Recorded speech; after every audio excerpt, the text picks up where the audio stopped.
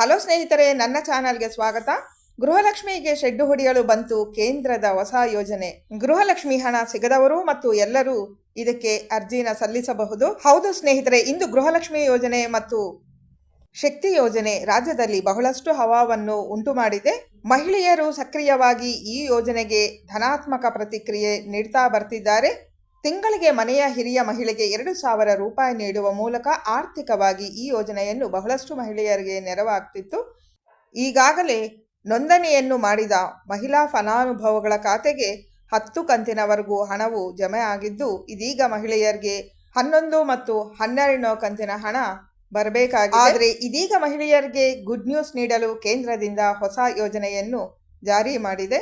ಆ ಯೋಜನೆ ಯಾವುದು ಅನ್ನೋದನ್ನು ಈ ವಿಡಿಯೋನಲ್ಲಿ ನೋಡೋದಕ್ಕೂ ಮುಂಚೆ ಚಾನಲ್ನ ಸಬ್ಸ್ಕ್ರೈಬ್ ಮಾಡಿಕೊಂಡು ಎಲ್ಲೂ ಸ್ಕಿಪ್ ಮಾಡದೆ ಪೂರ್ತಿ ವಿಡಿಯೋನ ನೋಡಿ.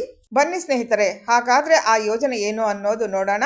ಇಂದು ಮಹಿಳೆಯರ ಉತ್ತೇಜನಕ್ಕಾಗಿ ಸರ್ಕಾರ ಹಲವು ರೀತಿಯ ಬೆಂಬಲ ನೀಡ್ತಾನೆ ಬರ್ತಿದೆ. ಆರ್ಥಿಕವಾಗಿಯೂ ಬೆಂಬಲ ನೀಡ್ತಾ ಇದೆ. ಮಹಿಳೆಯರು ಉದ್ಯೋಗವಂತರು ಆಗಬೇಕೆಂದು ಇದಕ್ಕಾಗಿ ಸ್ವಉದ್ಯಮ ತರಬೇತಿ ಹಾಗೂ ಇದಕ್ಕೆ ಸಹಾಯಧನವೂ ಇತ್ಯಾದಿ ನೀಡ್ತಾ ಇದೆ.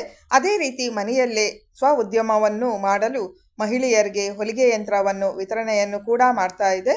ಈ ಸೌಲಭ್ಯವನ್ನು ಲಕ್ಷಾಂತರ ಮಹಿಳೆಯರು ಪಡೆದುಕೊಳ್ತಾ ಇದ್ದಾರೆ. ಇಂದು ಟೈಲರಿಂಗ್ನಲ್ಲಿ ಆಸಕ್ತಿಯನ್ನು ಇದ್ದವರು ಮತ್ತು ಪ್ರತಿಭೆಯನ್ನು ಹೊಂದಿರುವ ಅನೇಕ ಮಹಿಳೆಯರು ಇದ್ದಾರೆ.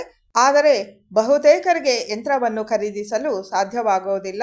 ಹಾಗಾಗಿ 2023-24 ಸಾಲಿನಲ್ಲಿ ವೃತ್ತಿನಿರತ ಗ್ರಾಮೀಣ ಗುಡಿ ಕೈಗಾರಿಕಾ ಮಾಡುತ್ತಿರುವ ಅರ್ಹ ಅಭ್ಯರ್ಥಿಗಳು ಈ ಯೋಜನೆಗೆ ಅರ್ಜಿಯೂ ಹಾಕಬಹುದು.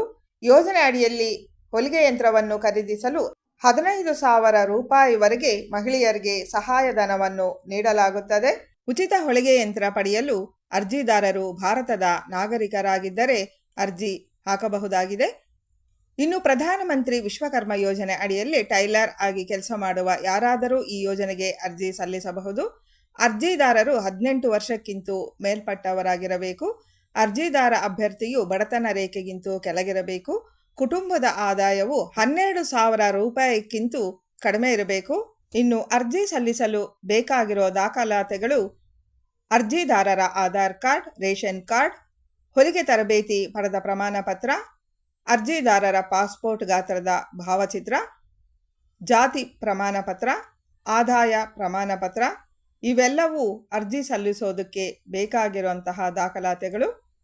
ಇನ್ನು ಅರ್ಜಿ ಸಲ್ಲಿಸಲು ಅಧಿಕೃತ ವೆಬ್ಸೈಟ್ pmviswakarma.government.in ಅನ್ನೋ ವೆಬ್ಸೈಟ್ಗೆ ಹೋಗಿ ನೀವು ನೋಂದಾವಣೆ ಮಾಡಿಕೊಳ್ಳಬಹುದು. ಹೊಲಿಗೆಯಲ್ಲಿ ಆಸಕ್ತಿ ಇದ್ದವರು ಖಂಡಿತ ಈ ಲಾಭವನ್ನು ಪಡೆದು 15,000 ರೂಪಾಯಿಗಳವರೆಗೆ PM ವಿಶ್ವಕರ್ಮ ಯೋಜನೆಯಲ್ಲಿ ಸಹಾಯಧನವನ್ನು ಪಡೆದುಕೊಳ್ಳಿ. ಈ ವಿಡಿಯೋನ ಎಲ್ಲರಿಗೂ ಶೇರ್ ಮಾಡಿ. ಮುಂದಿನ ಹೊಸ ಅಪ್ಡೇಟ್ಸ್ಗಾಗಿ ನನ್ನ ಚಾನಲ್ನ ಸಬ್ಸ್ಕ್ರೈಬ್ ಮಾಡಿಕೊಂಡು ಪಕ್ಕದಲ್ಲಿರೋ ಬೆಲ್ ಬಟನ್ನ ಪ್ರೆಸ್ ಮಾಡಿ ಆಲ್ ಅನ್ನೋದು ಸೆಲೆಕ್ಟ್ ಮಾಡಿ.